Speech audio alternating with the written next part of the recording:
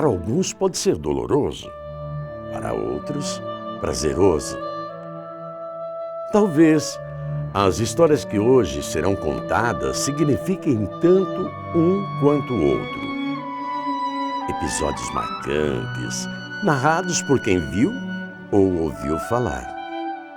Se é verdade, não sei dizer, mas é de tocar a alma. São fatos e prosas que avivam nossas memórias, aquecem nossos corações. Causos que aconteceram aqui, nesta cidade. Até então, pequena e pacata. Mas que cresceu e ao longo de seu percurso teceu acontecimentos marcantes.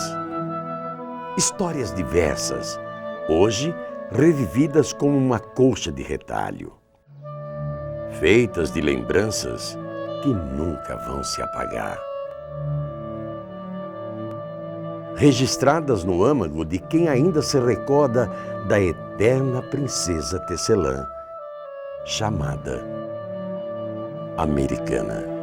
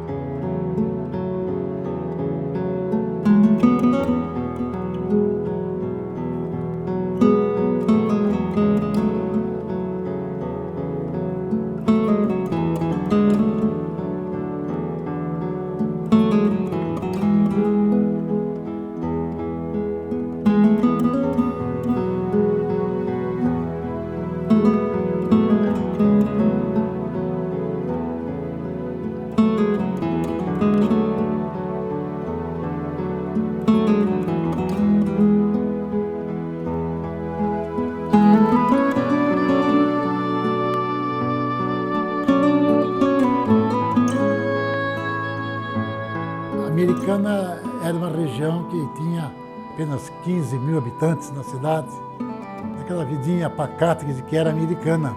Era uma época totalmente diferente, né? As coisas eram mais simples, você tinha tranquilidade, não havia essa questão como hoje de assaltos, de violência, né?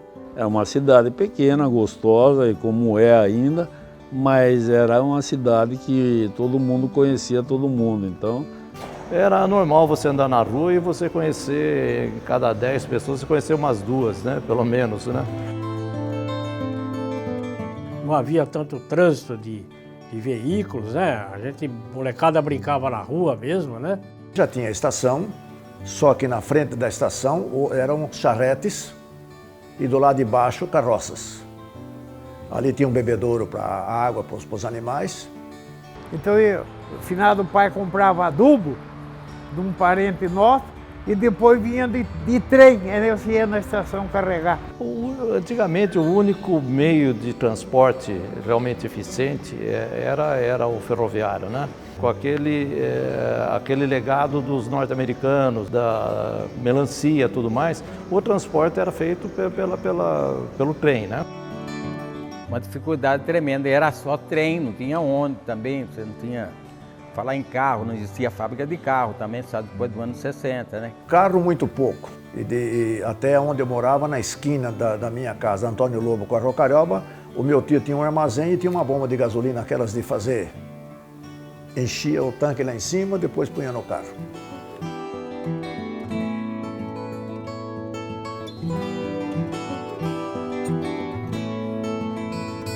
A Americana, ela girava em torno, por exemplo, na minha infância, de 30 a 40 mil habitantes no máximo. Evidentemente que nós éramos, vamos dizer assim, uma grande família. Tinha uma coisa muito interessante disso tudo, que acho que acabou perdendo, que era uma coisa que a gente tinha um leque de amizades bastante diversos, né? Então, uma pessoa lá que era filho do sapateiro, do cara que fazia o serviço braçal na prefeitura ou numa empresa aí, era colega da gente, assim como o filho do maior milionário da Americana. Todos eles eram colegas nossos, né?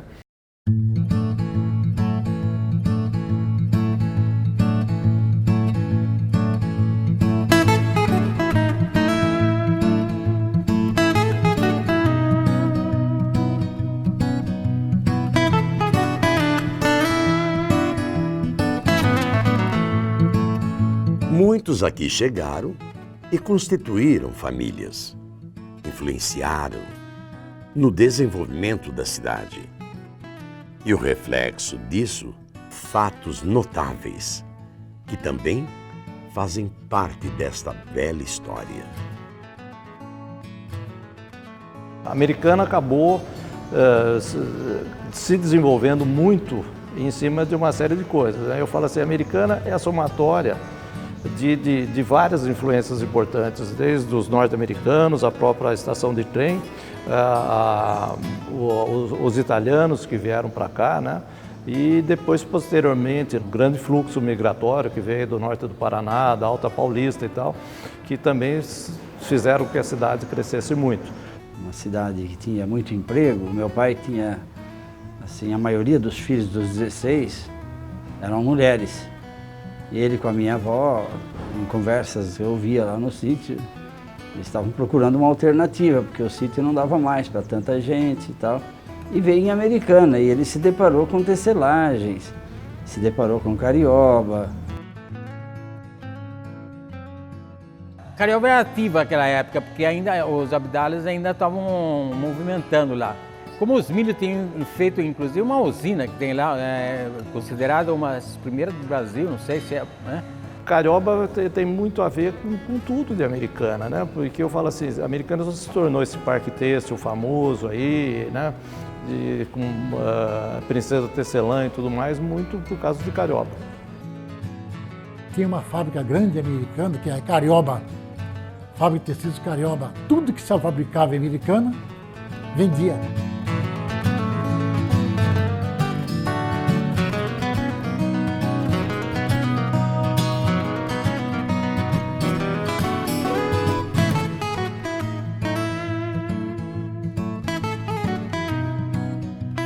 A Americana foi se transformando numa cidade já rápida, cresceu rapidamente.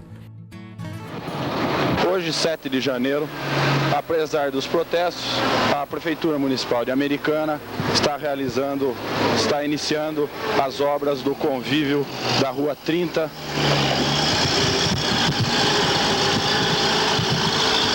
Iniciando pela retirada do pavimento para a construção de galerias e tubos de esgoto.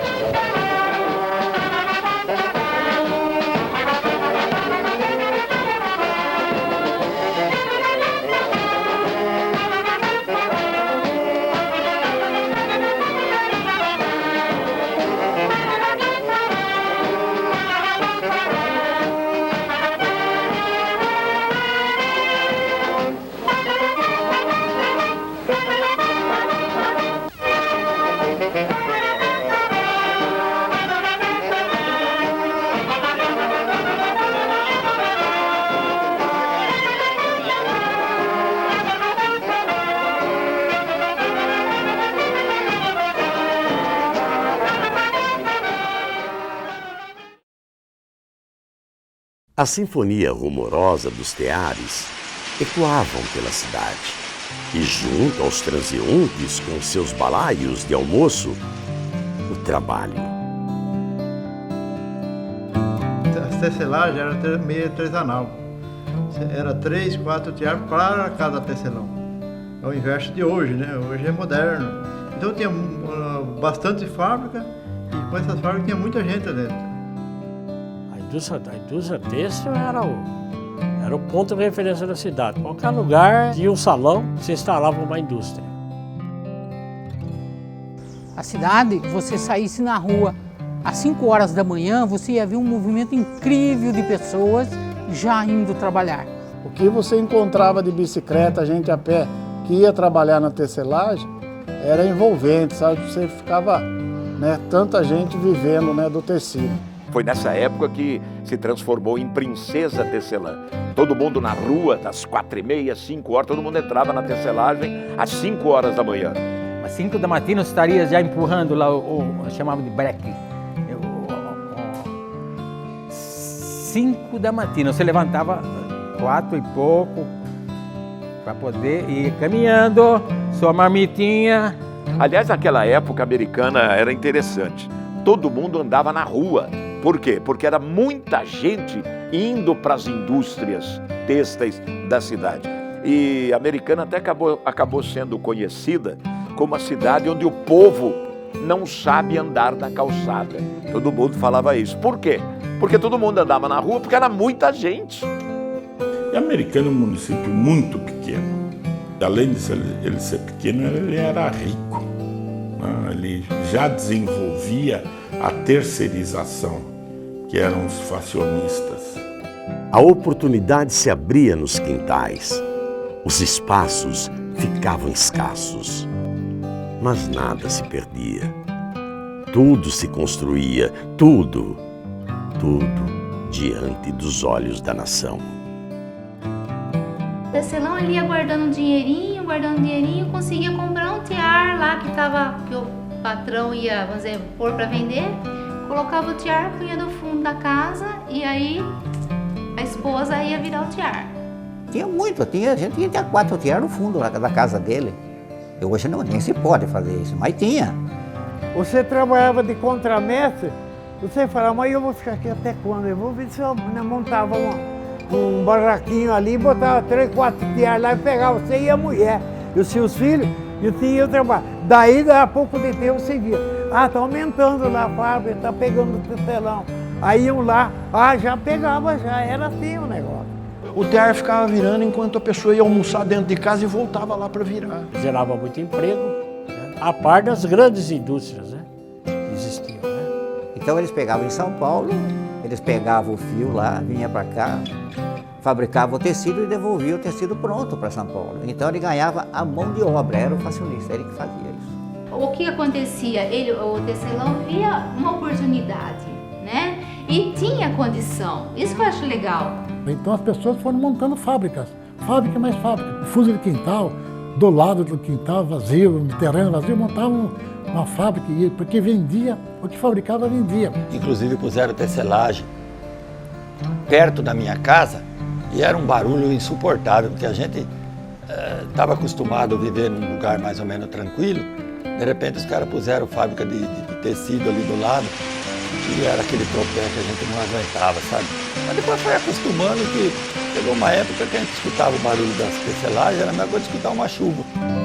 Mais uma importante indústria da cidade. A tecelagem Impertamar Limitada, que fabrica tecidos de rayon. Por que a Americana foi Princesa Tecelã? Hoje tem muita gente que não tem a menor ideia disso, né? Fomos aí 600, 700, 800 empresas têxteis.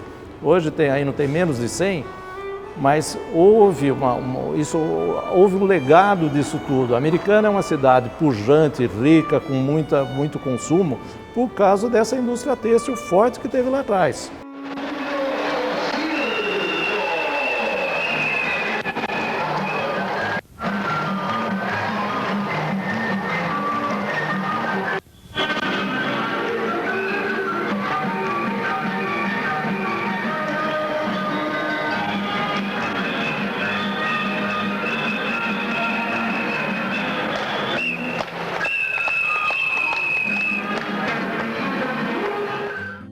Lembranças daquela infância, em que as brincadeiras ficavam ainda mais singelas com o pôr do sol, com a mãe chamando para entrar, com o grito de até logo do colega, e a certeza que no outro dia todos estariam juntos, celebrando a amizade.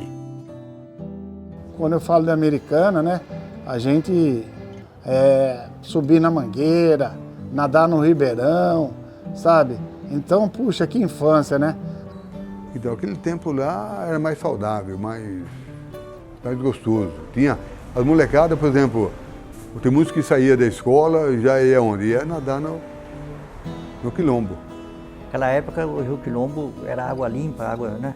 Então nessa época a gente dá uma folguinha, a gente ia banhar no Rio Quilombo. E como eu nadava também, cheguei a pescar no Rio Quilombo nessa época. Isso foi antes de 60, certo? Nadei muito no Quilombo. Eu falo isso hoje, as pessoas acham que é um absurdo. Como que você nadou num rio tão poluído? Não, na época não era poluído. O Quilombo era cristalino, hoje para quem vê o Quilombo é uma judiação. Eu de moleque não, eu pesquei muito no Quilombo e comi muito peixe no Quilombo. Podia pescar aqui, eu tenho foto também pescando embaixo da usina da Salto Grande.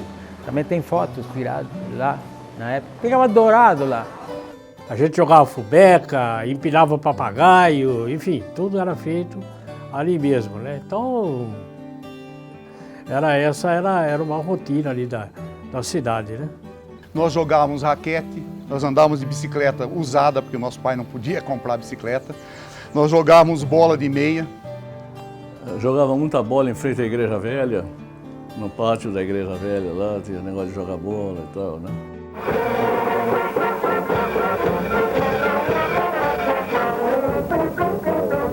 Os coretos. Quantas vezes sabíamos de pessoa que ia tocar violão naqueles coretinhos que existiam, né? O cinema, né, que naquela época tinha, a Americana tinha acho que 3 cinemas, né, que a gente ia no cinema. Quando tinha, sempre estava indo, uma vez pelo menos, 1 a 2 vezes por mês, né? A gente ia ao cinema sem saber que filme que estava passando. O programa era ir ao cinema. A gente chegava lá, na hora que começava o filme, que você sabia que filme que ia passar, você nem se preocupava. Era só um ponto de encontro, né?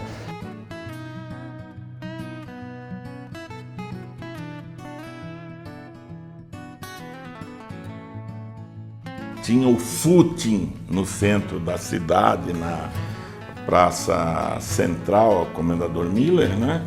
Então, como eu expliquei outro dia, os homens andavam da esquerda para a direita, as mulheres da direita para a esquerda, né? Era um acontecimento todo sábado e domingo. O tempo que eu ia fazer a praça, o cara que não andava vestido sem gravata, ele não presta. Já a mulherada já falava, esses aí, ó, esse aí, engaiada. O jardim ali da Praça Comendador Miller era o ponto de encontro de todos, das famílias, daqueles que iam, na época já mais jovens, iam namorar, a gente era criança, ia lá na praça com os pais para brincar, né? Isso era nitidamente de cidade de interior.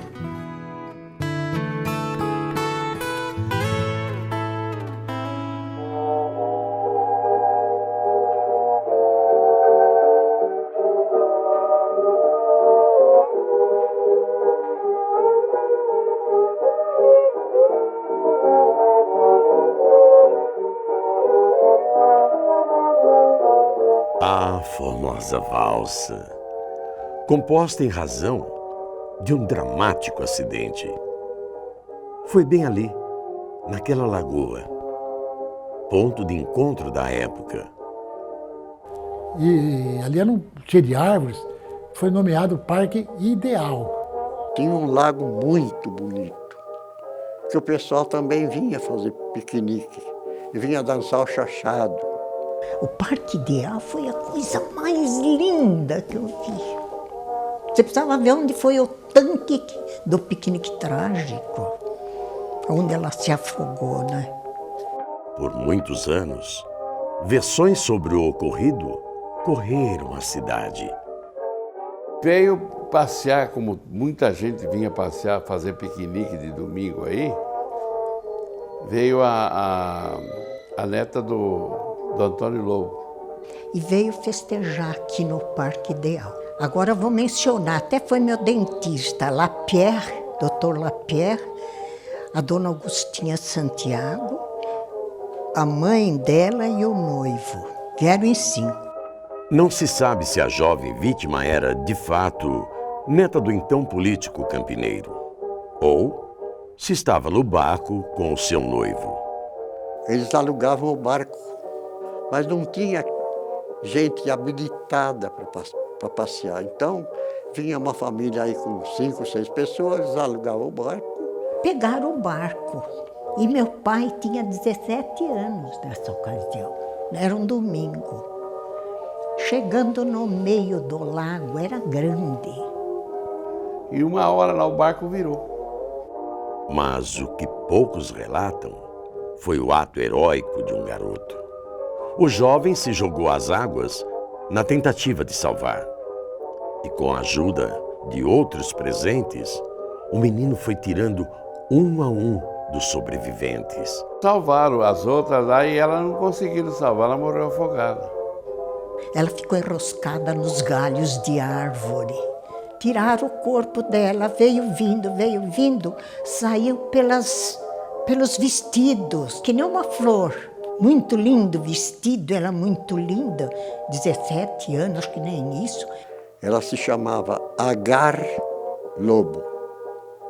Era o nome da moça que morreu, com uns 15 anos, mais ou menos. Aí o Germano foi lá, né? Ficou sabendo. Foi lá ver o negócio, lá aquele corre, acabou a alegria de todo mundo ali aquela hora. E ele compôs a música Piquenique Trágico. E o nome que dera à sua recém-criada obra inspirou-se em uma manchete: Piquenique Trágico. Você acredita que ele escreveu o Piquenique Trágico inteiro sem conhecer uma nota? História contada há mais de um século de um momento trágico, mas que também evidencia o talento de um jovem músico da época e a coragem daquele garoto da Vila Americana.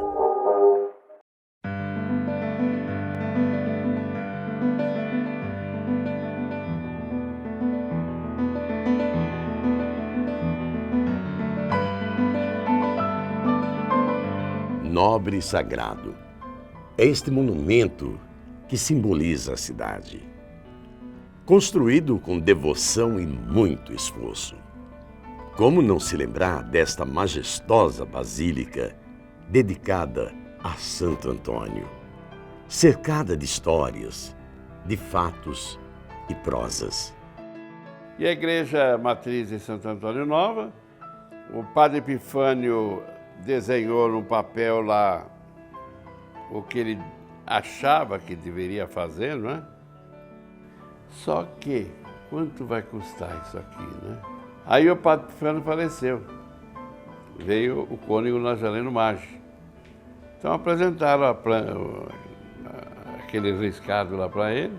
Ele mandou fazer a planta, né? Vamos fazer. Aí o que ele fez? Ele pegou essas famílias mais abonadas, né? E falou, vocês vão me ajudar a fazer. Então formou-se uma comissão com um livro de ouro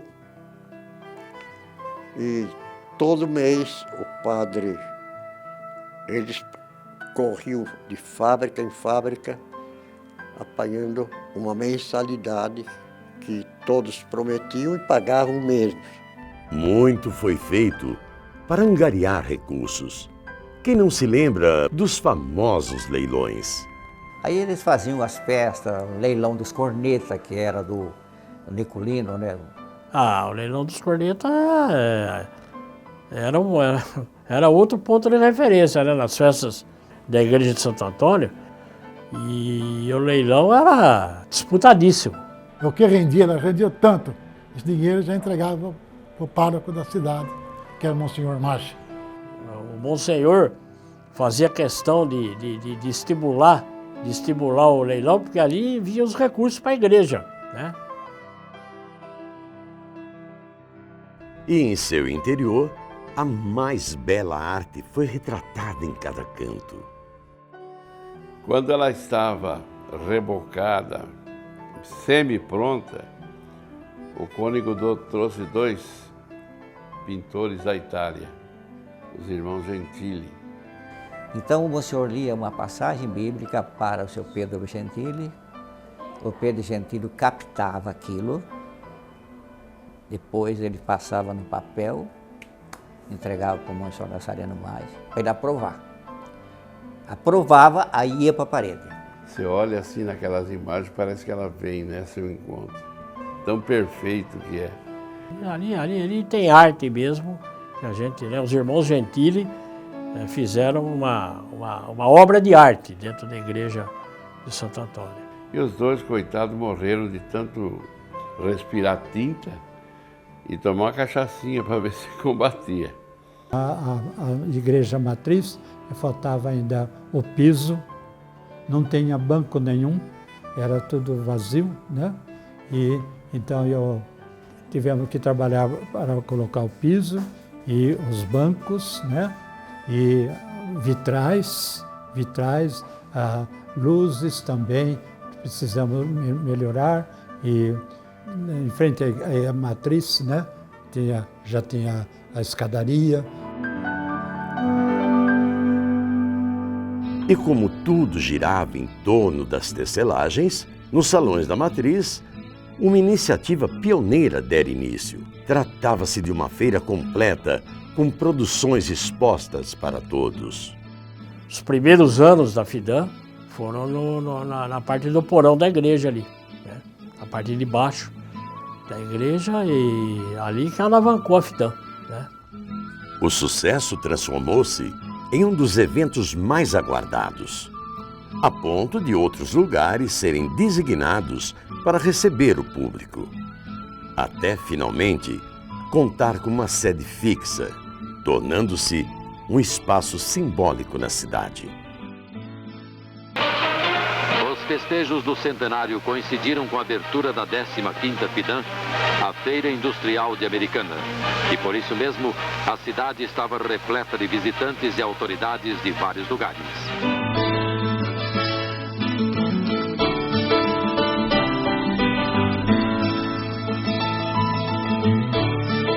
Você chegava lá, você falava, eu quero, sei lá, será que eu acho o tecido aí para mim, assim? Ah, você achava, viu? E as indústrias realmente elas cooperavam, elas iam lá, faziam exposição e vendiam. Tinha empresa que vendia a produção do ano inteiro no FIDAM, você quer saber. E olha, e vinha gente de fora, do Brasil inteiro vinha aqui americano. Vinha do Brasil inteiro. Espaço que depois serviu de palco para demais eventos.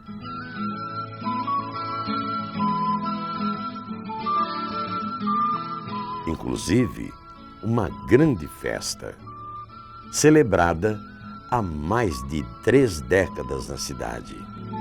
Eu chego com muita satisfação, chego com muito carinho, chego com muita vida, graças a Deus, para levar a vocês um espetáculo vibrante, um espetáculo que o povo de Americana não conhece.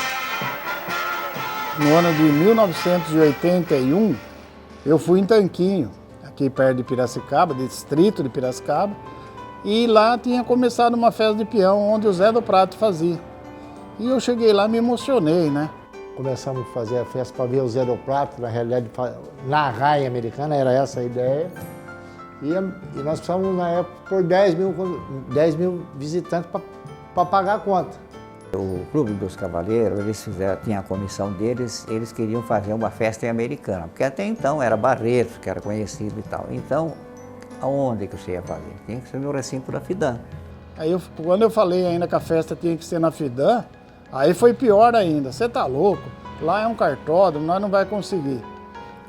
Aí eles nos procuraram, eu era presidente na época, e eu me lembro que nós estipulamos uma taxa, porque sempre tem despesa, né?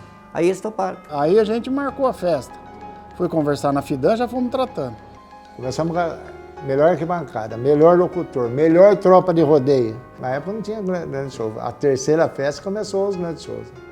Chitãozinho chegar de domingo, precisa pôr cavalaria na porta lá para não entrar mais gente na FIDAM. O Zezé de Camargo e o Luciano conseguiram colocar 55 mil pagantes ali. Me pergunta como, que eu não sei como que come, mas na realidade quem implantou o rodeio show no Brasil foi o Clube dos Cavaleiros Americanos. De 93 a 97 a festa foi explodindo, né? E a gente foi obrigado a tirar ela de lá. Aí nós viemos na Outlet, fizemos 2 anos e no ano de 2000 viemos para cá. Graças a Deus deu certo e está aí até hoje, é um orgulho para a Americana.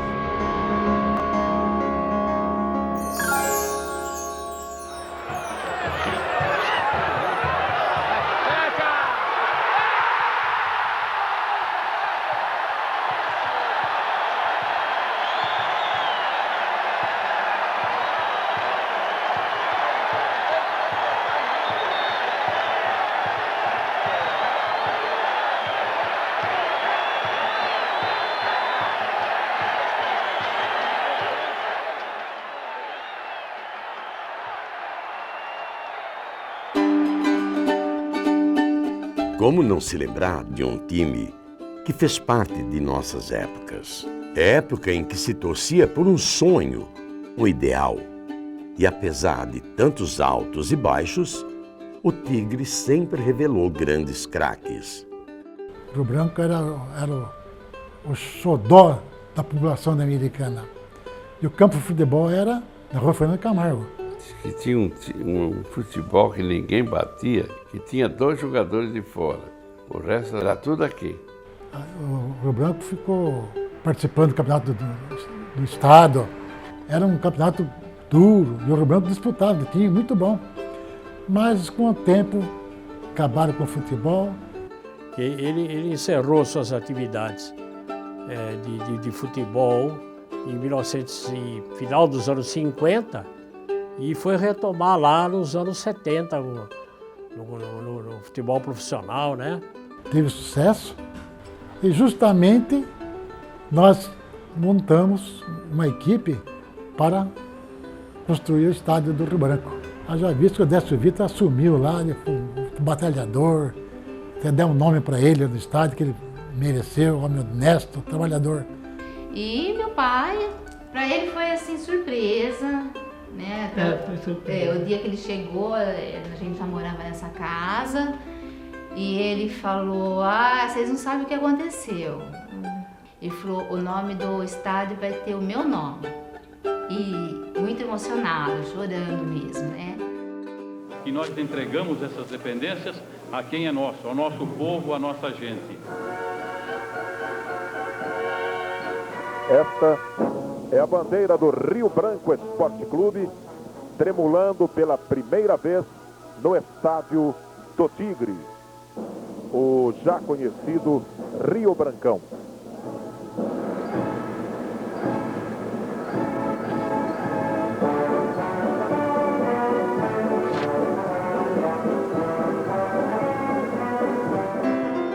Não era somente o time que mobilizava todos.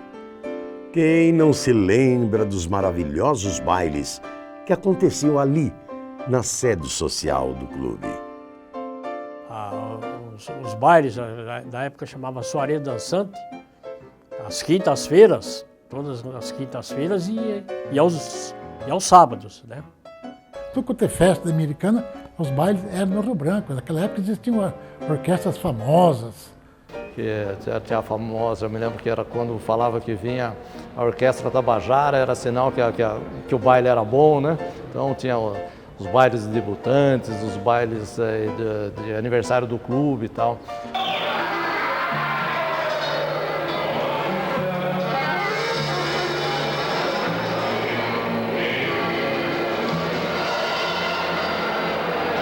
O primeiro festival de Bossa Nova no Rio Branco. Então, com artistas daqui, foi um show inteiro.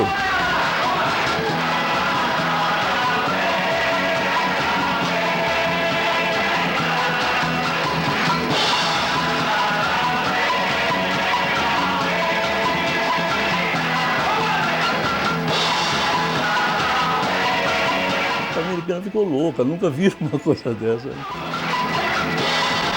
Uma efervescência grande, assim. Eu sempre tive no meio onde tinha arte, cultura, música, né?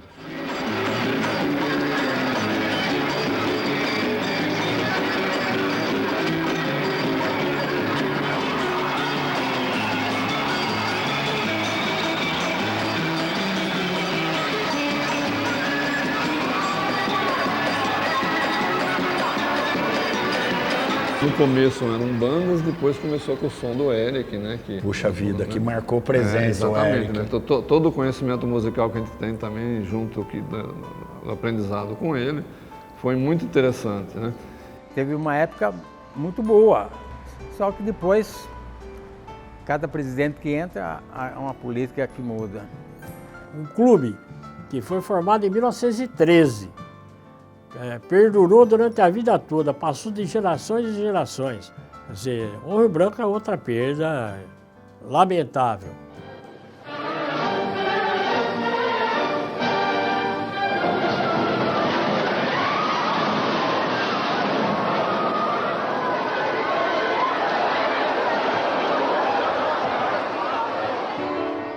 Esta cena nos remete a um sentimento. Um sentimento que, minutos antes, era um misto de expectativa e alegria. E que, por um instante, tudo desabara diante de nós. Lamentavelmente, o teatro ele ficou conhecido mundialmente logo na estreia, né? Mas por um motivo ruim, que realmente foi aquele momento muito triste. Eu estava lá na plateia, presente, Sinfônica do município de São Paulo, com um repertório de Vila Lobos, para inaugurar o nosso teatro, né? Que desabou, né? Por um erro na engenharia que fez a estrutura lá nas soldas dos ferros lá da estrutura do palco. Aquilo foi muito triste e assim, foi tanta luta, eu acompanhei essa luta para se conseguir esse teatro, porque foi tudo feito do bom e do melhor. Mas o desejo era mais forte e na semana seguinte o teatro estava a todo vapor, nos presenteando com diversas produções artísticas.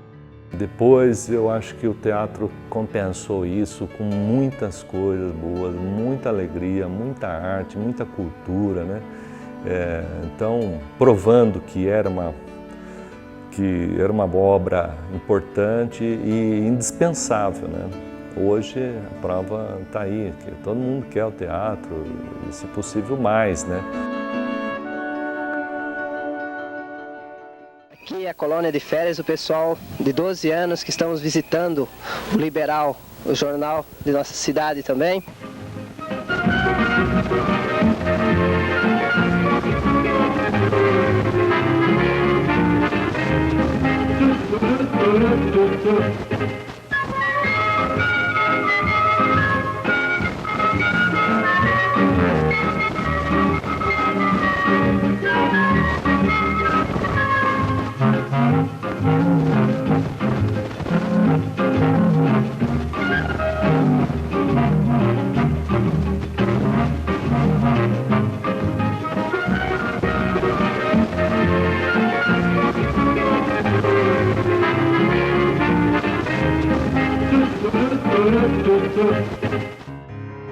Muitos que aqui chegaram trouxeram conhecimento e o talento em ensinar. Quando nós chegamos aqui em Americana, ele já tinha escolhido o bairro Carioba, que nós éramos de Duartina, perto de Bauru, e aqui nós fomos Piracicabana, os dois. Viemos para Carioba, chegamos os dois no mesmo dia no grupo escolar. Daí ele veio um outro, o supervisor, apresentou o meu marido como diretor da escola e eu como professora. Tinha quase 500 alunos. É. Todos filhos dos empregados da fábrica. O colégio e a escola normal garantem a educação da juventude de Americana. No grupo escolar Dr. João de Castro Gonçalves, cujo diretor é o professor Alceu Kerner Gonçalves, efetua-se a distribuição da nutritiva sopa. Nossa época de escola, saudades de um tempo em que sabíamos aproveitar cada instante e que hoje faz muita falta. Uma coisa que eu falo, que mais eu vou sentir falta de Americana, era da escola pública. Uma escola pública onde havia uma integração muito grande entre os segmentos sociais e que a gente aprendia muito com isso. Nós que somos um pouco mais vividos, para não dizer antigos, tivemos o prazer e o privilégio de poder estudar em escolas públicas. E eu vivia uma juventude, uma infância, adolescente, juventude mais ou menos normal, como a de todo mundo da minha idade. A gente estudou em escola pública, as escolas públicas eram valorizadas, a gente valorizava os professores, respeitava os professores, o ensino era de qualidade. Olha, naquele tempo as escolas públicas que eram boas. O aluno, quando ia bem, ia para uma escola particular. E a gente exigia dos alunos, nunca um aluno fez malcriação, a classe era cheia e não tinha problema. Bom, a Americana teve a felicidade, eu acho. Eu acho que eu sou produto dessa felicidade porque eu comecei eu fazia o chamado prézinho com a dona Delmira de Oliveira Lopes e eu comecei com 5 anos, eu já estava praticamente alfabetizada. Na infância eu estudei, tinha uma classe, era uma casa só ali na rua, o que é ali? Washington Luiz, quem sabe? Que quem dava aula, inclusive, era a dona Joyce. Acho que foi minha primeira professora, a mulher do Gessi Bianco, esposa do Gessi Bianco. E essa foi minha primeira professora. Depois foi passando por outras, as coisas todas, foi crescendo. Aí fui para o 2º ano de ginásio. Naquela época tinha que fazer exame de admissão para o ginásio, né? Fazia o exame, se você fosse aprovado, você entraria na primeira série do ginásio. Sim. Não entrava direto, essa coisa de ter primeiro ao 8º e agora ao 9º ano, né? E depois você entra no 1º. Não era assim. Todas as classes estudavam nas escolas públicas. Eram raras as pessoas que estudavam em escola particular. Nem tinha. Não sei se pode dizer particular, mas o que tinha era Divino Salvador, onde era só as meninas de uma classe mais abastada e abriam exceções para algumas bolsas de estudo. Era uma escola só de mulheres, né? As freiras e tal. Eu entrei como estudante aí, mais 3 amigos meus, porque nós fazíamos parte de um clube chamado Clube Vocacional. Eu frequentava a igreja do Bom Jesus e vinha para cá, praticamente todos os dias. Nós éramos muito amigos das freiras, nos tratavam muito bem, uma educação, nossa! Se o Brasil tivesse a educação que foi desenvolvida aí, eu tinha desde as matérias normais, né?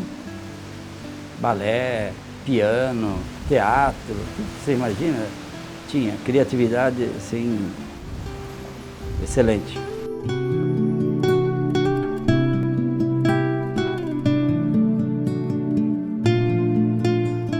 Me lembro, mas era muito novinho. Aliás, estudei inclusive no Educandário Divino Salvador, primeiro aqui, hoje é a Câmara Municipal. Posteriormente eu fui para o Heitor Penteado, estudei lá um período primário e depois eu estive fiquei cursando o ginásio no Presidente Kennedy. Depois eu fui para o ginásio industrial, que era ali na rua Comendador Miller, ali atrás.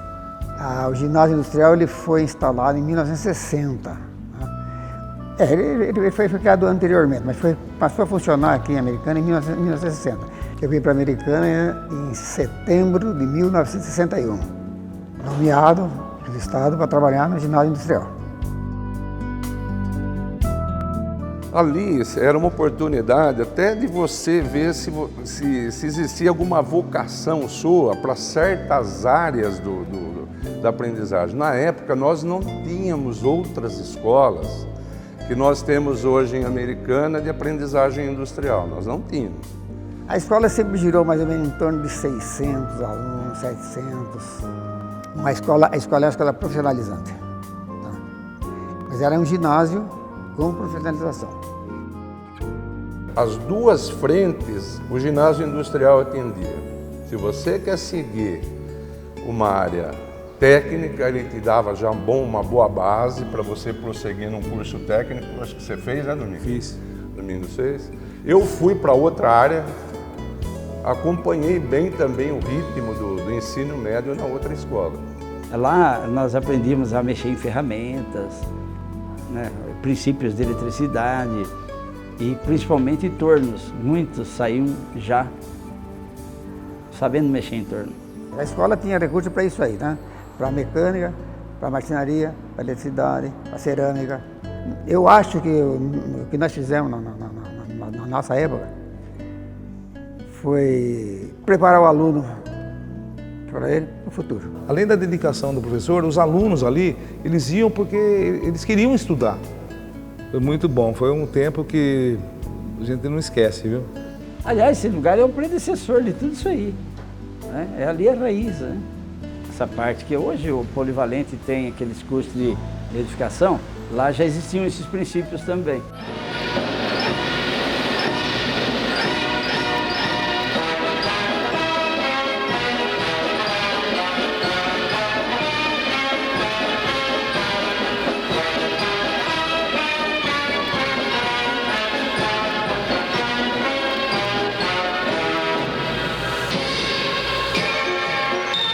Estamos levando e registrando imagens da inauguração do Colégio Polivalente de Americana. O início do Polivalente foi da seguinte forma: o Jairo de Azevedo era deputado estadual, ele tinha uma verba para investir na cidade, né? Então ele adquiriu essa área que vai aqui desde a Avenida Nossa Senhora de Fátima até a Avenida da Saúde. A intenção dele era formar um clube assim para os operários, né? União Operária, né? Aí, veja bem, a escola precisava desse espaço, né? Inclusive o então prefeito Abdo Najar lutou muito, o Saião, que projetou o prédio também, foram até Brasília, o Najar até teve que mudar de partido na hora, onde que eu assino tal, para conseguir esse espaço aqui, né? Eu me lembro quando meu pai esteve lá com o ministro da Educação, que era o Jarbas Passarinho na época, e foram pleitear uma escola polivalente aqui em Americana, do qual ele se orgulhava muito. E chegando na fase final, o ministro disse o seguinte para ele: olha aqui, prefeito, nós vamos instalar mais uma escola técnica federal, ou em São Paulo, uma em São Paulo e outra na Bahia. Ele era de um partido de oposição ao governo. Na época da ditadura, como as pessoas podem lembrar, nós tínhamos 2 partidos. E aí ele disse a ele assim: olha, se o senhor vier para o nosso partido, a Escola Técnica Federal de São Paulo vai para a sua cidade. E ele, naquele jeitão, que era um homem simples, né, ele disse: onde que eu tenho que assinar? E aí foi que ele conquistou a trazer o Polivalente para a Americana, que ele achava muito importante e acha importante uma escola do nível do Polivalente Americana.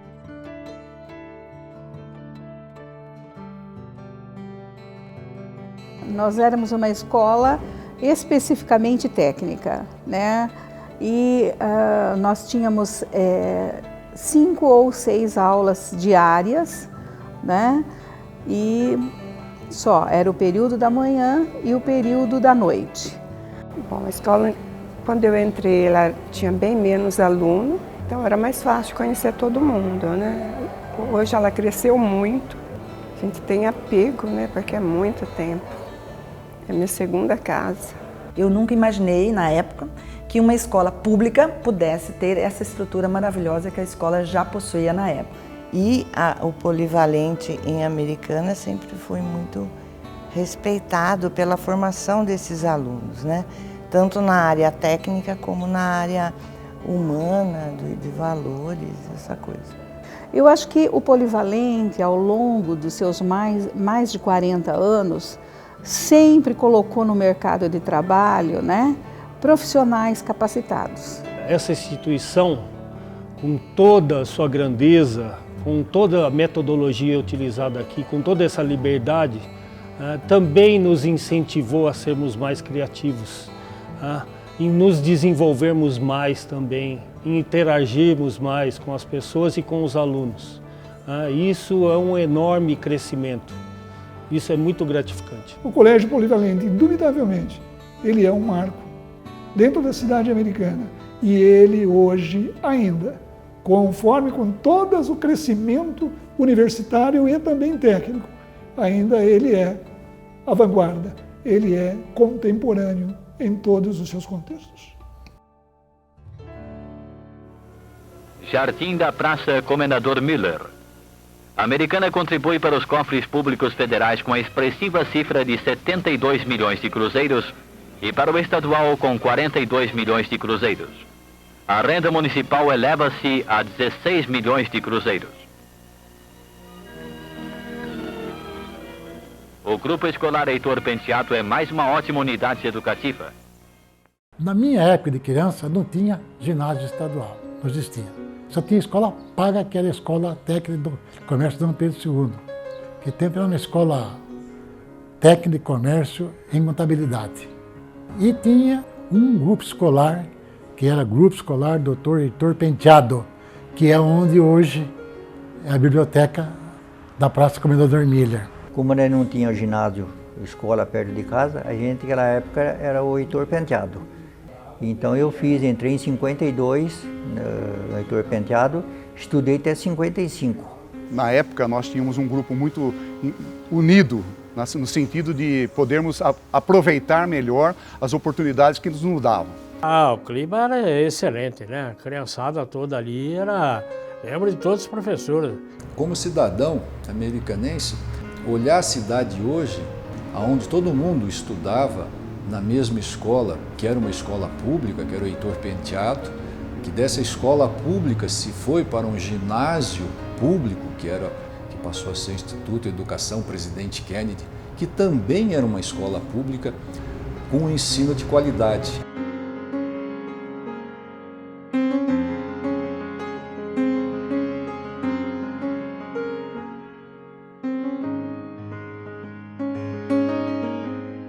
Foi uma época gloriosa na educação de Americana. O Instituto de Educação, que posteriormente passou a ser Kennedy, era referência no estado de São Paulo inteiro. O Kennedy era uma escola extremamente tradicional, excelente escola em termos de cobrar do aluno para que ele se formasse com muita qualidade. Era muito interessante, porque eram outros tempos, né? Não tinha tanta tecnologia como tem hoje, então a convivência era humana mesmo, né? O pessoal chegava mais cedo antes da aula para ficar sentado lá na frente conversando, trocando ideia. Nós temos orgulho de ter estudado no Kennedy, era a verdadeira mistura das classes sociais. Inclusão, entendeu? verdadeira. Tá? Aprendeu o que nós aprendemos. Disciplina, né? Disciplina. Só que aí a barra pesou, né? Porque ali era forte. Aquela época podia ser comparada, era mais do que as faculdades de hoje, o Kennedy.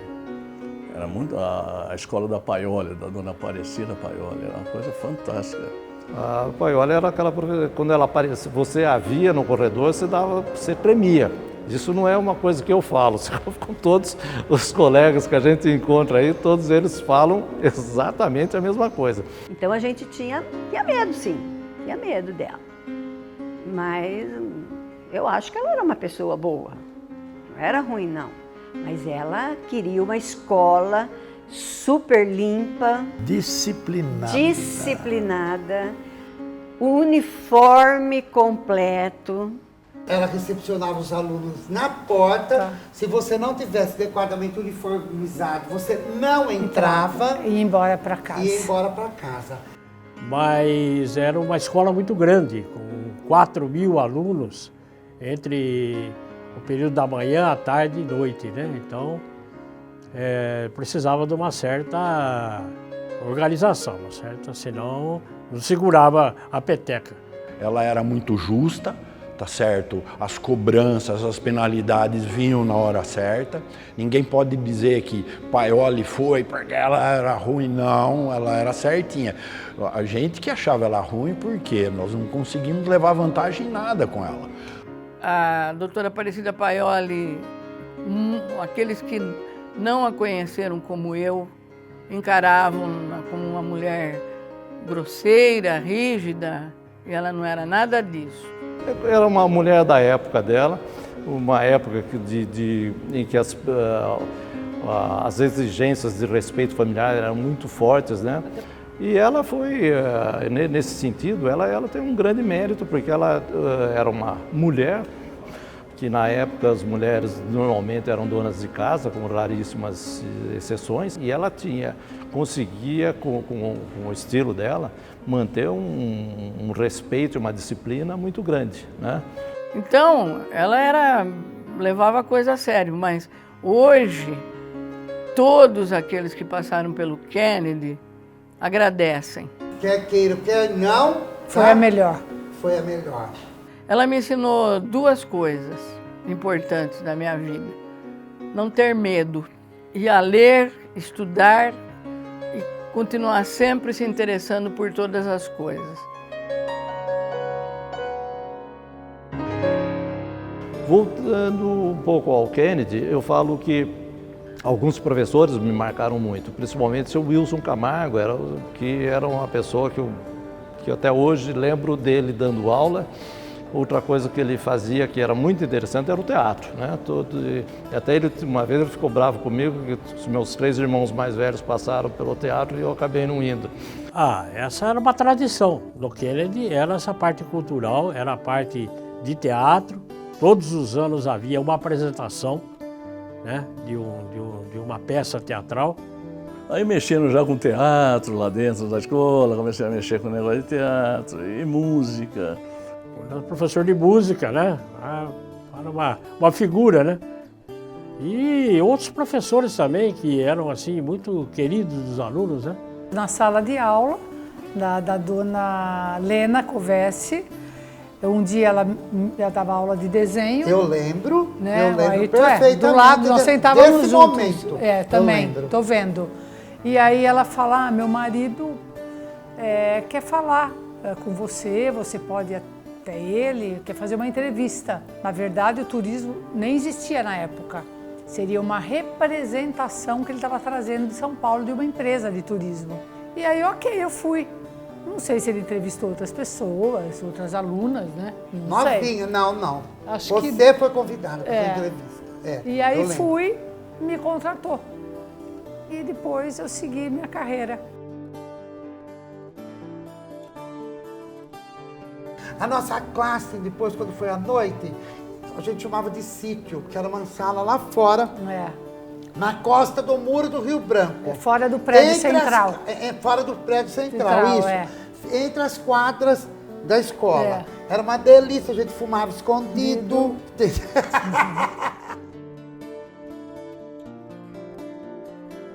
Tinha os jogos intercolegiais, em que a escola aqui recebia equipes, né, formadas de outras escolas em todo o estado de São Paulo. Todo ano tinha aquele torneio entre as escolas, tal. Era muito bacana. Modéstia à parte, eu tenho umas medalhinhas lá em casa. Ganhou. Você também tem uma lá comigo. E vinham para cá para disputar campeonatos aí de vôlei, basquete, futebol de salão, atletismo e tal. E era interessante que nós, alunos, recebíamos na nossa casa, por 4, 5 dias lá, os estudantes de outras escolas. Então era uma experiência muito rica, né? O Kennedy depois tornou-se reitor Penteado por causa da rede física. É bom citar isso porque mudou de Kennedy para Heitor Penteado. Na rede física, transportaram todos os alunos ali do Heitor Penteado antigo, ali no Jardim, para o presidente Kennedy. E prevaleceu o nome mais velho. Foi isso que ocorreu, então deixou de ser Kennedy para ser Heitor Penteado.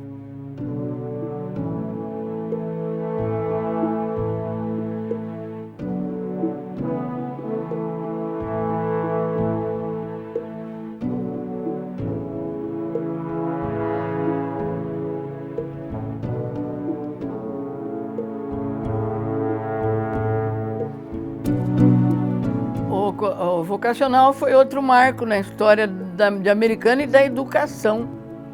Foi uma escola completamente diferenciada. Uma escola que, inclusive, eu sonhei. Até o momento, nós conhecíamos apenas as chamadas escolas tradicionais. O que são as escolas tradicionais? São aquelas escolas onde as carteiras são enfileiradas, os alunos ficam um atrás dos outros, onde o professor fala, o aluno não fala nada, ele só ouve. E tem a prova escrita que você, vamos dizer assim, o que ele passou, você respondeu exatamente o que ele disse, é aquilo que vale. Em contraposição a isso, surgiu um novo modelo de educação, que na pedagogia nós chamamos isso de movimento escola novista. Essa escola veio como um modelo para a Americana, aqui onde fica o João 23 hoje, na rua Duque de Caxias. E Em 62 começou a funcionar, no dia 7 de março. Uma escola pública, não era uma escola privada, paga, uma escola pública, de manhã à tarde. O ginásio vocacional foi uma experiência extremamente interessante, muitíssimo à frente do seu tempo. Aprendi a gostar de uma série de coisas em termos de matéria escolar e tudo mais, muito pelo vocacional. As aulas eram em grupos, dificilmente você ficava naquele esquemão sentado, esperando o professor falar. As atividades, elas iam além do simplesmente passar algum conhecimento, não.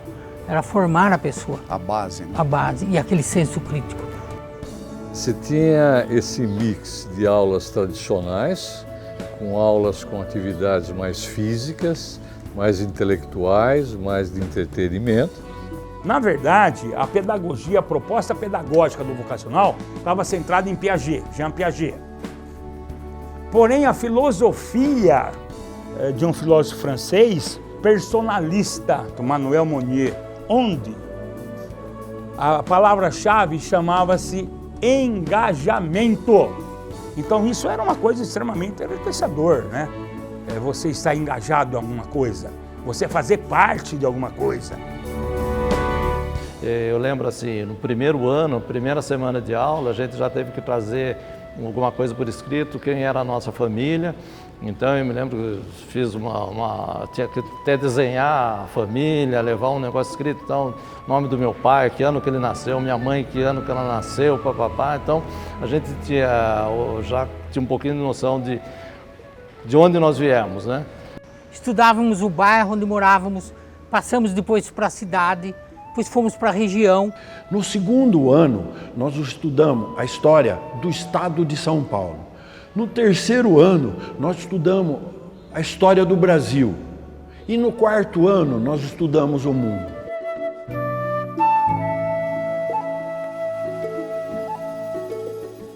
Então, essa maneira de trabalhar, essa maneira de você fazer um estudo do meio, e você ia no campo de futebol, por exemplo. Você vai ver o campo de futebol, você vai ver só o pessoal jogar bola. Não, você ali ia aprender tudo, você ia aprender biologia, porque tem a grama, você ia aprender matemática, você ia ter as medidas do campo, você ia aprender a parte social, porque estava trabalhando com seres humanos. Isso vai fazendo com que você não veja as sombras, como era mostrado no ensino tradicional. No ensino tradicional nós víamos sombras, no vocacional nós víamos a realidade, in loco.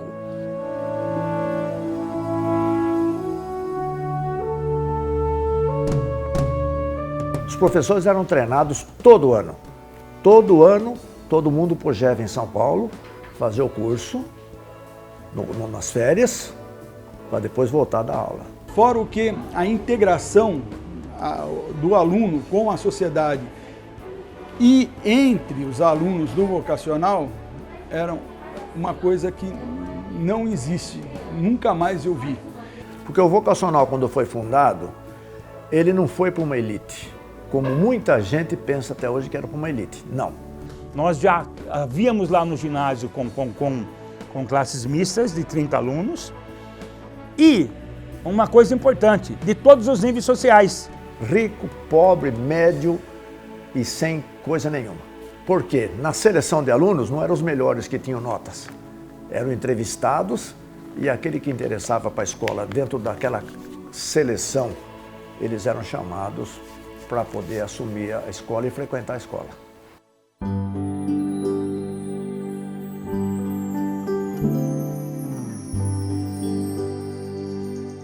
Como era uma escola que nós passávamos em período integral, a gente almoçava na própria escola. A gente sentava sempre com pessoas diferentes do lado da isso gente. Era obrigatório. Não era sempre, aquela é minha amiga, vou sentar do lado dela. Para quê? Não. Houvesse a socialização. A socialização.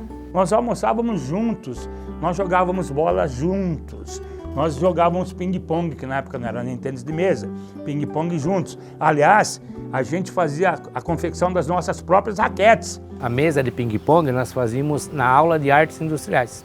A raquete também. Então a gente podia usar serra tico-tico, todo aquele equipamento. Então era um prazer muito grande você estar jogando ping-pong com uma raquete que você fez. Você não comprou, você fez, você produziu a sua raquete.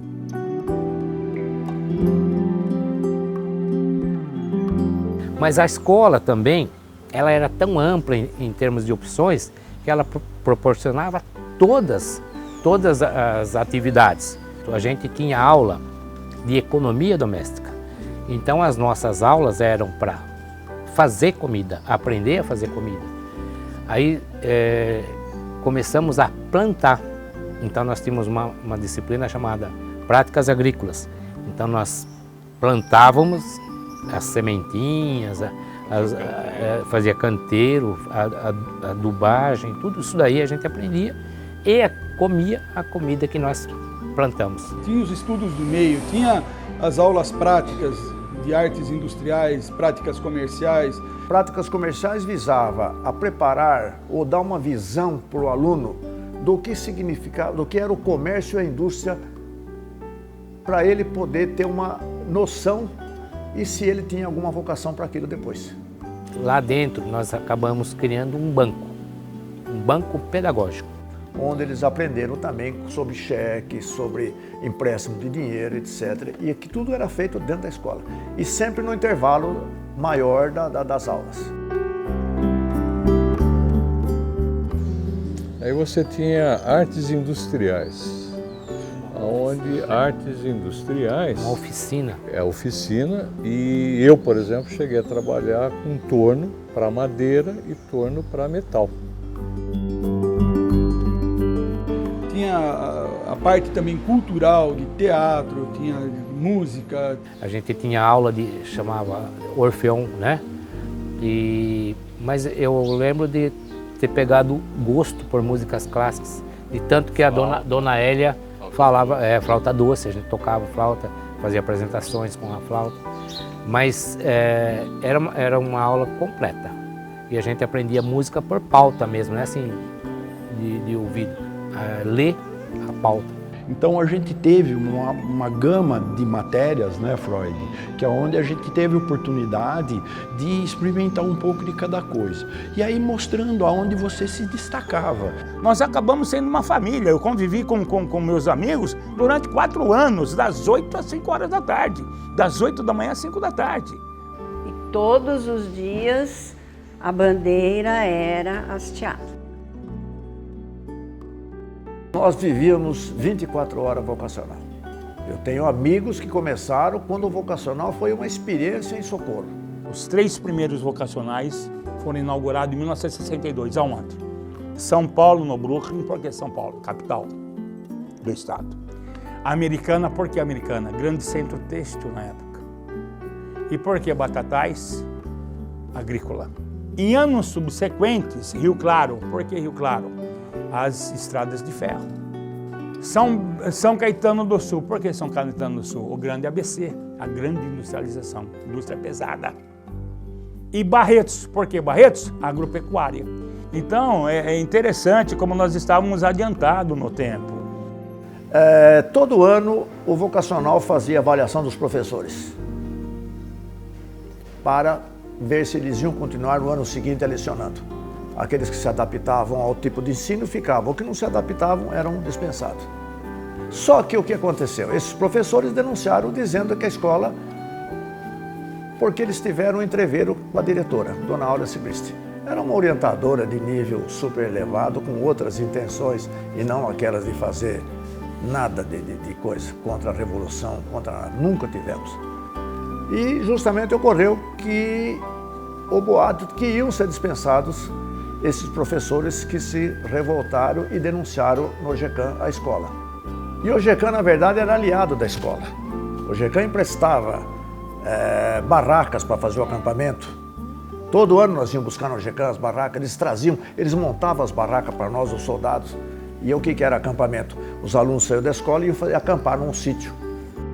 Vocacional foi tido como uma escola subversiva, que nós fazíamos, por exemplo, o estudo do meio e tínhamos barraca, onde a gente ficava em barracas acampados. Eles achavam que aquilo lá era um treinamento de guerrilheiros. Guerrilheiros com 12 anos, 13 anos de idade. Houve uma interpretação errônea por parte do governo de então, do governo militar. Houve uma perseguição, tortura, prisão de professores, uma coisa extremamente absurda, né? O vocacional, ele era revolucionário em termos de educação. Puxa vida, vocês imaginam um país que naquela época era de terceiro mundo, levando um projeto educacional revolucionário, onde o aluno era integrado e ao mesmo tempo recebia informações de primeira qualidade e desenvolvia o senso crítico. Da história da pedagogia brasileira, as experiências dos ginásios vocacionais foram uma das histórias mais ricas da educação no Brasil. Foi o que revolucionou. Eu participei dessa história e a minha vida, tanto pessoal como profissional, levou em consideração muito essa base. O crescimento que eu tive nesses 4 anos de vocacional definiram a minha vida, a minha profissão. Foi uma escola que deu abertura para que os alunos falassem, dialogassem. A gente teve oportunidade de saber quem foram os fundadores de Americana, o porquê Americana, como que a Americana começou, qual era a economia da época da fundação, quem foram os primeiros prefeitos, quem que trouxe carioba para a Americana, a história do tecido, a história da tecelagem. E se tivesse continuado essa experiência, hoje o Brasil seria talvez o líder no setor de educação de primeiro e segundo grau no mundo. Lá no vocacional, era feliz, eu fui feliz e sabia que era feliz. Eu acho que a minha vida não valeria a pena se eu não tivesse feito vocacional. Foi uma tristeza muito grande o que fizeram com o ensino vocacional.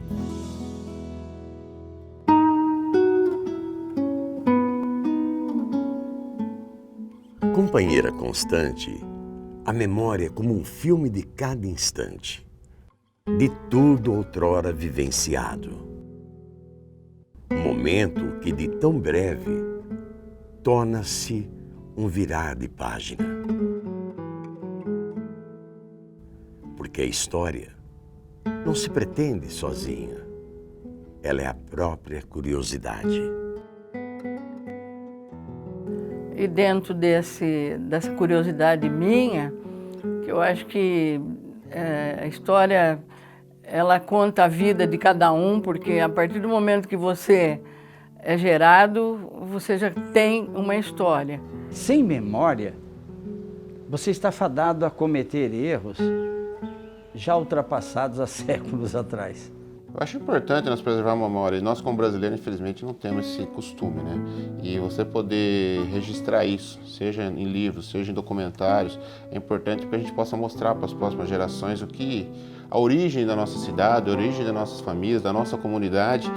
Uma população saber o que houve, as pessoas que passaram por aqui, o benefício que elas trouxeram, o que houve na nossa cidade. Isso é história para a gente passar para essa nova geração que está aí e saber e ter orgulho da nossa cidade americana. Eu digo que a Americana não lembra as coisas que ficaram no passado e que seria um álbum fantástico de histórias. Um álbum com narrativas em diferentes percursos. Atrás delas estamos nós, de carona com a vida, colhendo cada instante que, de tão precioso, virou parte de nós. Uma parte possível de ser dividida, que pode ser lembrada, anotada, relatada, transmitida cada qual da sua maneira. Afinal, são apenas histórias, contadas em fatos e prosa.